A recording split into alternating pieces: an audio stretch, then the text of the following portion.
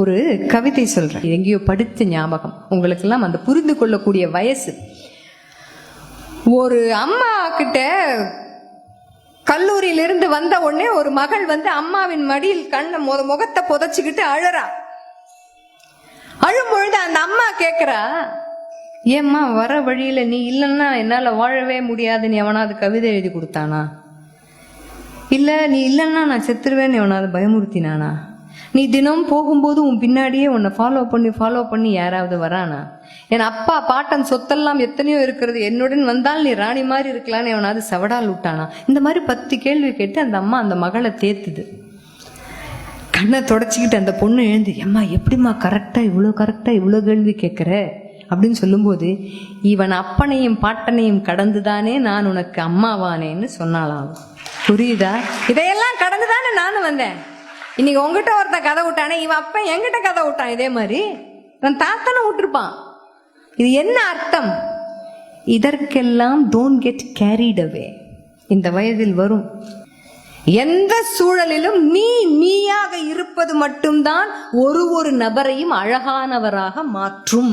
இது நான் இப்படித்தான் இருப்பேன், நான் மாற மாட்டேன். எந்த சூழல் வந்தாலும் அம்மாக்கும் தெரியணும், அது அப்பாக்கும் தெரியணும். ஏன் பிள்ளைங்க இது எங்க விட்டாலும் அதை தானா ஒழுங்கா திருப்பி வீடு தேடி வரும். என் பிள்ளைய எனக்கு தெரியும் அப்படின்னு மாறுதட்டி சொல்லக்கூடிய அளவிற்கு உன் அம்மாவையும் அப்பாவையும் முன்னால் வைத்து கொள்ள முடியும்னா அதுக்கு ஒரே உத்தரவாதம், மனதை விட்டு நீ அவர்களோடு பேசுவது மட்டும்தான், வேற எதுவுமே கிடையாது. அவங்களுக்கு உன் மனசுல என்ன இருக்குன்னு தெரிய மாட்டேங்குதுமா நிறைய நேரம். பாவம், ஏமாத்தாதீங்க அம்மாவையும் அப்பாவையும், பேசுங்க. தப்பா தோணுதுப்பா, இந்த எண்ணம் வருதுப்பா. எத்தனை காணொளி யூடியூப்ல பார்த்துருக்குறோம். எத்தனை அப்பாக்கள் பெண் குழந்தைகளுக்கு முதுகை தடவி எவ்வளவு வாழ்க்கைக்கான அறிவுரையை கொடுத்துருக்காங்க.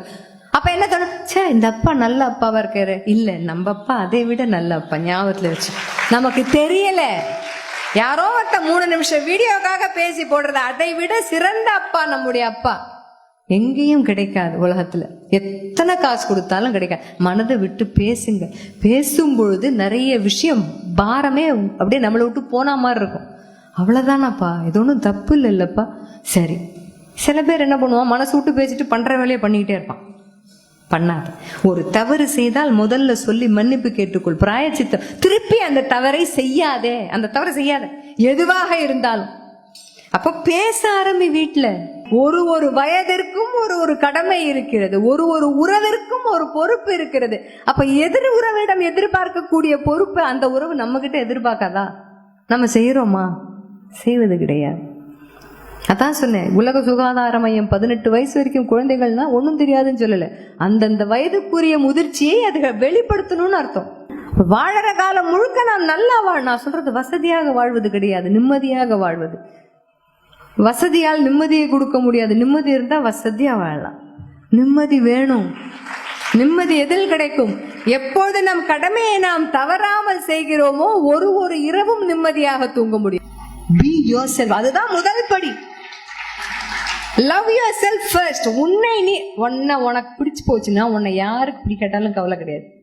எனக்கு என்ன பிடிக்கும், உனக்கே என்ன பிடிக்கணும் அவசியம் இல்லை. நான் நல்லா இருக்கணும், அப்ப நான் என்னுடைய கடமையை சரியாக செய்கிறேன்.